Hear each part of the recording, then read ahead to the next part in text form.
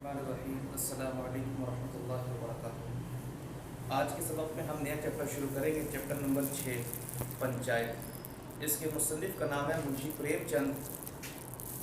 آج ہم سبق کا صرف خلاصہ پڑھیں گے اور آپ اپنی کتابوں پر نشان لگا لیں۔ خلاصہ یہ بہت تفصیل کے ساتھ ہے، اسے ہم مختصر کریں گے۔ جہاں جہاں میں نشان لگواؤں وہاں اپنی کتابوں پر نشان لگا لیں اور صرف اتنا ہی آپ نے یاد کرنا ہے۔ خلاصہ شروع ہوتا ہے۔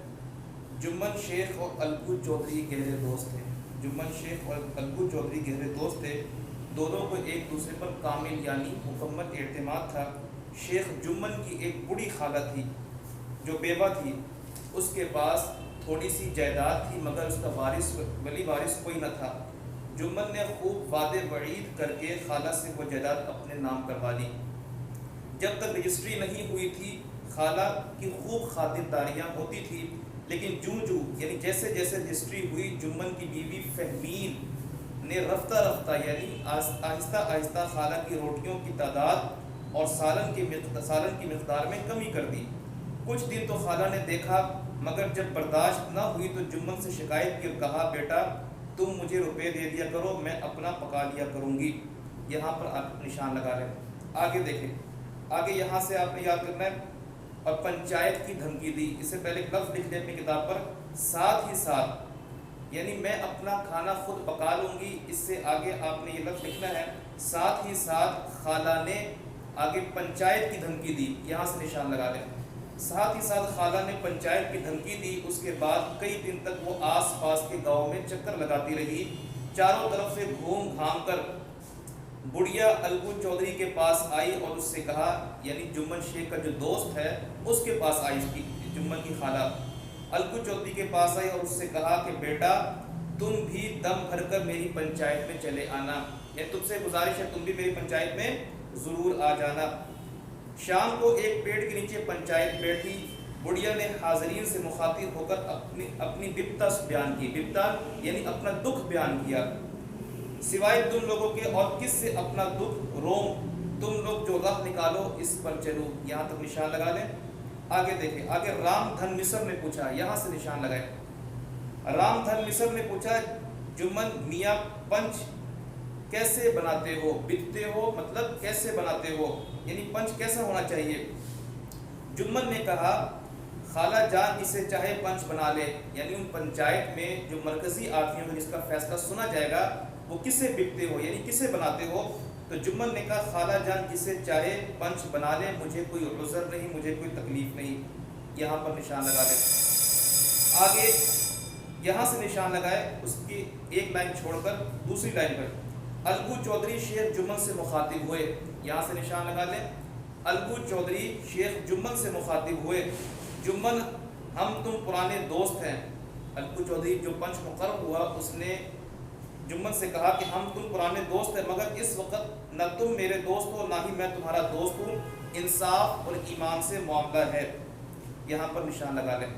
آگے اس سے تھوڑا سا آگے جمن نے کہا، یہاں سے نشان لگائیں۔ جمن نے کہا، پنچو میں خالہ جان کو اپنی ماں کے برابر سمجھتا ہوں اور ان کی خدمت میں کوئی کسر نہیں چھوڑتا، یعنی بہت زیادہ خدمت کرتا ہوں۔ یہاں تک نشان لگا لیں۔ آگے اس کی اگلی لائن دیکھیں، الگو قانونی آدمی تھا۔ یہاں پر نشان لگا دیں۔ یہاں الگو قانونی آدمی تھا، جمن سے جرح کرنے لگا، یعنی بحث مباحثہ کرنے لگا۔ جمن حیران تھا کہ الگو کو کیا ہو گیا ہے۔ جرح ختم ہونے کے بعد الگو نے فیصلہ سناتے ہوئے کہا، شیخ جمن پنچو نے یعنی پنچ نے اس معاملے پر اچھی طرح غور کیا، زیادتی سراسر تمہاری ہے۔ پنچ نے الگو نے کہا جمن سے، غلطی اور زیادتی تمہاری ہے، کھیتوں سے معقول منافع ہوتا ہے یعنی اچھا منافع ہوتا ہے، تمہیں چاہیے کہ خالہ جان کے ماہوار گزارے کا بندوبست کرو، یعنی ماہانہ انہیں کچھ خرچہ دے دیا کرو، اس کے سوا اور کوئی صورت نہیں ہے۔ اگر تمہیں یہ منظور نہیں تو ہبہ نامہ منسوخ ہو جائے گا۔ وہ جو الگو کے شیخ جمن کے نام جائیداد اور پراپرٹی کی گئی تھی تو وہ ہبہ نامہ منسوخ ہو جائے گا، یہ دھمکی دی الگو نے۔ یہاں پر نشان لگا لیں۔ آگے ایک لائن چھوڑ کر دوسری لائن دیکھیں، یہاں سے نشان لگائیں۔ الگو چودھری پچھلے سال، یہاں پر نشان لگا لیں۔ الگو چودھری پچھلے سال میلے سے پچھائی نسل کے 2 خوبصورت بیل لائے۔ پچھائی نسل یہ عمدہ ایک نسل ہے، اس نسل کے بیل نے خوبصورت 2 بیل لے کر آیا۔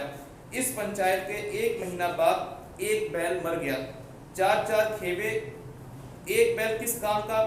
اس کا جوڑا بہت ڈھونڈا مگر نہ ملا، نہ چاہتے ہوئے گاؤں کے سیٹھ سمجھو کے ہاتھ 1 مہینے کے وعدے پر ادھار بیچ دیا، یعنی ادھار اسے بیچ دیا کہ 1 مہینے کے بعد اس کی قیمت وہ سیٹھ تمہیں الگو کو دے گا۔ سمجھو دن میں 3 4 کھیوے کرتا، سمجھو سیٹھ اس بیل سے کھیوے کرواتا، یعنی ہل چلاتا، 3 4 مرتبہ اس بیل سے ہل چلواتا، نہ چارے کی فکر نہ پانی کی، بس اسے تو کھیتوں سے کام تھا۔ مہینہ بھر میں بیچارے بیل کا کچومر نکل گئی، یعنی اس کی حالت خراب ہو گئی۔ آگے ایک لائن چھوڑ کر دوسری لائن دیکھیں، یہاں پر نشان لگا لیں۔ زمین پر ایسا گرا کہ پھر اٹھ نہ سکا، بیل کی حالت خراب ہو گئی زیادہ کام کرنے کی وجہ سے، پھر زمین پر بیل ایسا گرا کہ اٹھ نہ سکا، یہاں پر نشان لگا لیں۔ آگے پھر دوسری لائن دیکھیں، خوب بحث مباحثہ ہوا، یہاں سے نشان لگائے اور اس سے پہلے ایک لفظ لکھ لیں، پھر خوب بحث مباحثہ ہوا، پھر خوب بحث مباحثہ ہوا، مجادلے کی نوبت آ پہنچی، یعنی جھگڑے کی نوبت آ پہنچی۔ لوگوں نے صلاح دی، یعنی مشورہ دیا کہ آپس میں سر پھٹول، یعنی لڑنے سے کوئی کام نہ ہوگا، پنچایت کر لو، جو کچھ طے ہو جائے اسے مان جاؤ۔ دونوں راضی ہو گئے، دونوں راضی ہو گئے، یہاں تک نشان لگا لیں۔ آگے یہاں پر دیکھیں، سیٹھ سمجھو نے، یہاں سے نشان لگائیں، سیٹھ سمجھو نے پنچ کے لیے شیخ جمن کا نام تجویز کیا، سیٹھ سمجھو نے پنچ کے لیے شیخ جمن کا نام تجویز کیا۔ کیوں کیا تھا؟ کیونکہ سمجھو جانتا تھا کہ جمن اور الگو کی بڑی لڑائی ہے، اگر جمن کو میں پنچ مقرر کروں گا تو فیصلہ میرے حق میں ہوگا۔